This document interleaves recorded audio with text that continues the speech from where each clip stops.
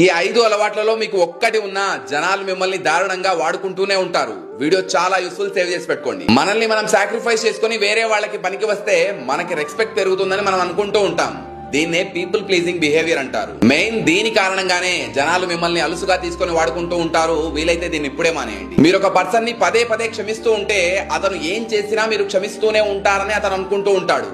So ఎవరికైనా second chance మాత్రమే ఇవ్వండి, థర్డ్ ఫోర్త్ అవసరం లేదు. వీక్ బౌండరీస్, ఎవరికి నో చెప్పలేకపోవడం. ఎవరికైనా నో చెప్తే అతను ఏమనుకుంటాడో అని మనం ఆలోచిస్తూ ఉంటాం. జనాలు దీన్నే అడ్వాంటేజ్ తీసుకుంటారు.